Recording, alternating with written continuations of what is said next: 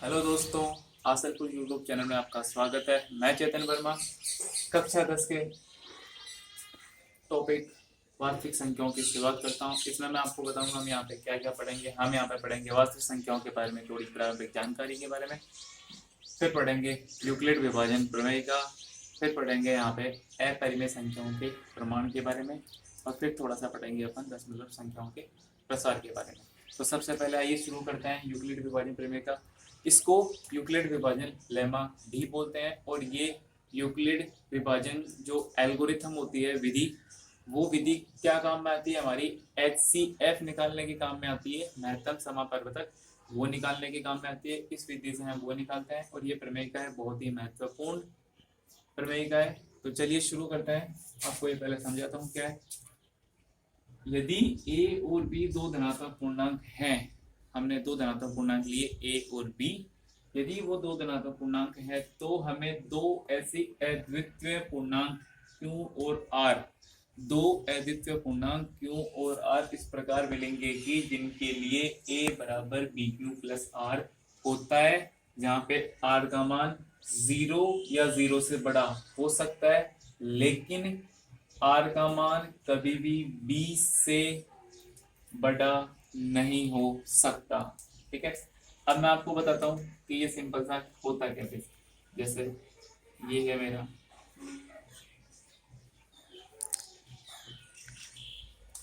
मैंने a में भाग दिया b का, कितनी बार गया? q बार, और यहाँ पे मेरे से बचा वो r है। यहाँ पे मैं a को बोलूंगा, मैं यहाँ पे बोलूंगा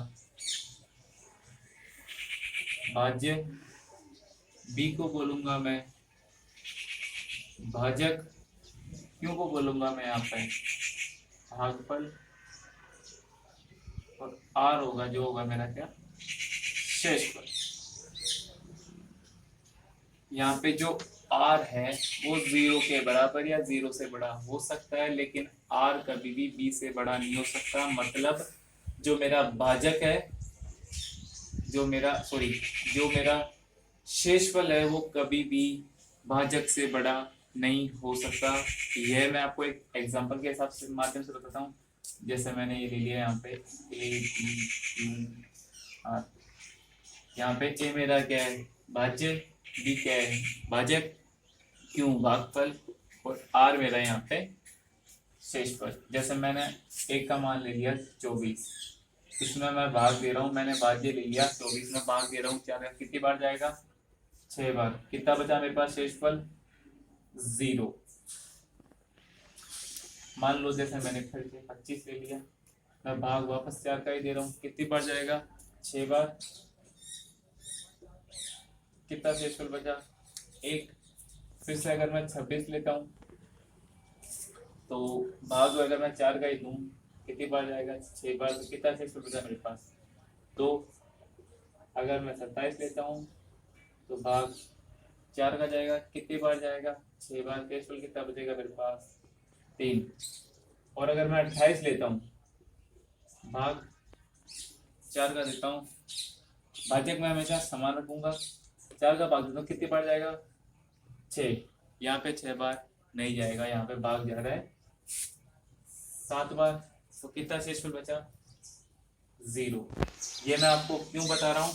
ये मैं आपको इसलिए बता रहा हूँ कि जो मैंने लिखा है कि r का मान 0 है, 0 के बराबर हो सकता है, 0 से बड़ा भी हो सकता है, लेकिन जो r है वो कभी भी b से बड़ा नहीं होगा। मतलब जो शेषफल है वो कभी भी भाजक से बड़ा नहीं हो सकता। आप देखते जाओ, जो शेषफल है 0 1 2 3 0, क्या कभी 4 के बराबर गया? नहीं। 4 से बड़ा हुआ? नहीं। तो हमारा जो शेषफल है वो मेरा क्या रहेगा? हमेशा भाजक से छोटा ही रहेगा। अब मैं आपको एक यूक्लिड विभाजन विधि बताता हूँ। इस विधि का उपयोग करते हैं HCF निकालने के एग्जाम्पल के हिसाब से निकालते हैं। तो चलिए मैं आपको वो एग्जाम्पल बताता हूँ, HCF निकालते हैं। हाँ, तो मैं बता रहा हूँ आपको। अब मैं इस प्रमेय का उपयोग करके HCF निकालता हूँ। HCF निकालने का तरीका मैं आपको बताता हूँ कैसे निकालते हैं। सबसे पहले इस प्रमेय का उपयोग करना है, तो मैं आपको एक पहले तो इसमें सिंपल सा भी बताता हूँ कि आपको इसमें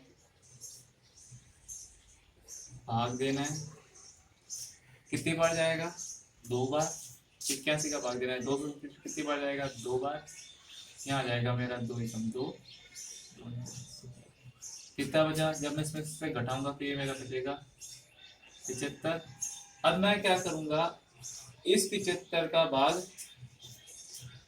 81 में दूंगा, ये कितनी बार जाएगा, ये जाएगा मेरा 1 बार, ये हो जाएगा 75, कितना बच गया मेरे पास 6। अब मैं 75 में 6 का भाग दूंगा, कितनी बार जाएगा, ये जाएगा मेरा 12 बार, कितनी बार हो गया 72, कितना बचा मेरे पास इस पर यहाँ पे 3, फिर मैं 3 का भाग दूंगा, इसमें कितनी बार जाएगा 2 बार, तो यहाँ मेरा शेषफल क्या बच गया 0। ये प्रोसेस हमें तब तक चलाना है जब तक हमें शेषफल 0 नहीं मिल जाता। अब मैं बताता हूँ इसका यूज कैसे करना है। जैसे ये फॉर्मूला है a is equal to B Q plus R, तो यहाँ पे ये हमारा क्या है, ये हमारा भाजक है, ये मेरा भाज्य, सॉरी ये मेरा भाज्य, ये मेरा भाजक है, ये भागफल है और ये मेरा शेषफल है। तो यूज कैसे करते हैं वो बताता हूँ आपको। यहाँ पे लिखूंगा सबसे पहले फर्स्ट स्टेप में लिखूंगा मैं 237 is equal to 81 into 2, 81 into 2 plus कितना बचे मेरे पास शेषफल 75।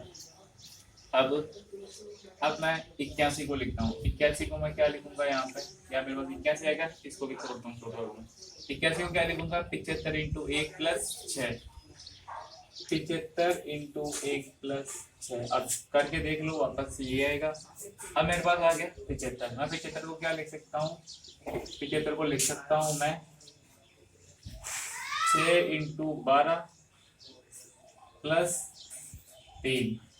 अब मेरे पास यहाँ क्या आ गया, मेरे पास 6 को मैं क्या लिख सकता हूँ, 6 को मैं लिख सकता हूँ 3 इंटू 2 प्लस 0, तो ये आ गया शेषफल 0।